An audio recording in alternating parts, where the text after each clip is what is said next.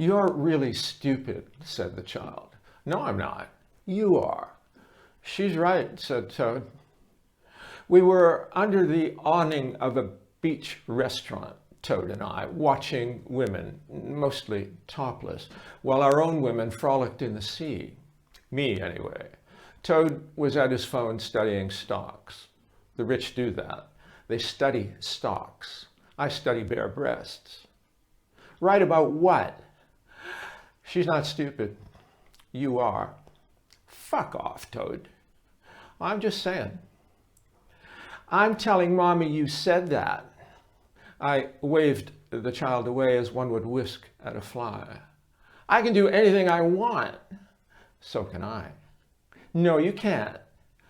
"Yes, you can," said Toad, scarcely glancing up. I made a face at the child. "Just because Mommy pays for you." "So? Too bad." "I can make you unstupid," said the child. "No thanks. I'm good."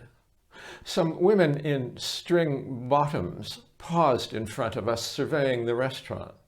"Are you staring at me?" said one of them. "How can you tell that through my sunglasses?" "I can." "Very clever. Whenever I meet a woman who's smarter than I am, I fall in love." "He falls in love with a lot of women," said the child. If it suddenly turned blue and started to choke, I would watch with interest. "I'm smarter than you are." I said woman. A little pimple like you doesn't count. The ladies smirked and strolled on, jiggling impossibly smooth cheeks. I checked Toad to see if he shared this moment, but he was poking his phone. Greed, Toad. Simple greed. In the sea, Marcy stood knee-deep, the adipose on her inner thighs an incitement to the teeth. When I meet a woman who's not as smart as I am, I allow myself to be fallen in love with, which is all right, too. Big, warm, vacant blue eyes, and irresistibly rich in charm, in money, and she has me.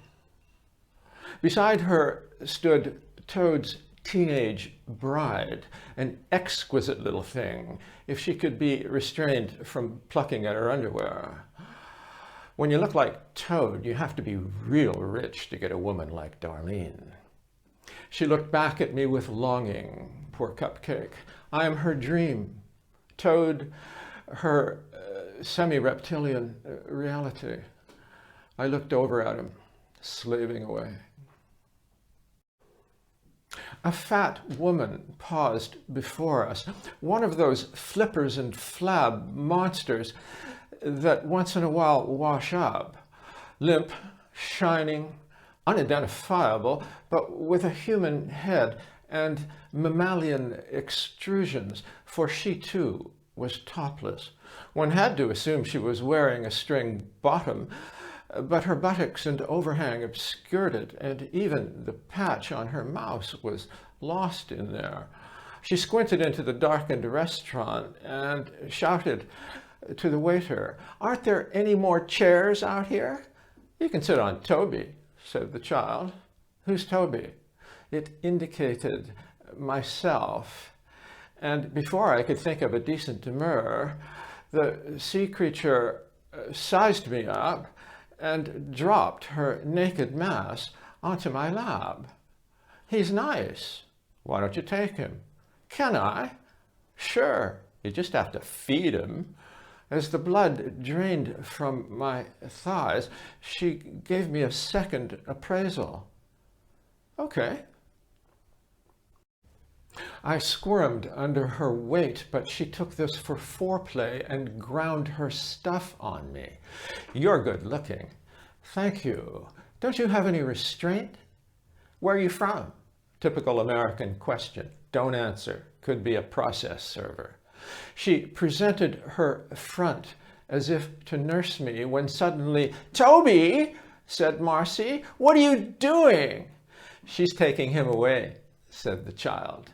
Marcy marched over and absorbed this. "Oh, yeah? Get off him, lardball, said Darlene. He's ours. Darlene, said Toad. What's the matter with you, Toad? Ain't you got no esprit de corpse? And to the large lady, get your jelly bag up and moving. But I had now become territory to be defended, and there was no sign of retreat. Marcy, hands on hips, glared at me. Toby, why is she sitting on you? I stretched around my ravisher and pointed at the child. Andrea did it. Andrea, said Marcy, fixing the child with maternal wrath. So, he's just a big ding-dong. Darlene put her nose to the squatters. You better get to gittin'. What do I have to do? Call a forklift? My burden tilted and rolled to her feet, at which I withdrew my knees and crossed my legs in the other direction. A moment of danger while the women faced each other.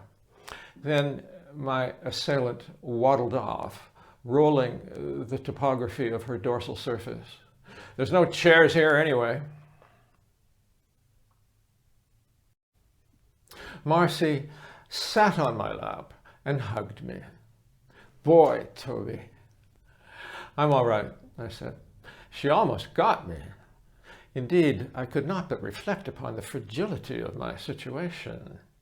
See, said the child, now you're not so stupid.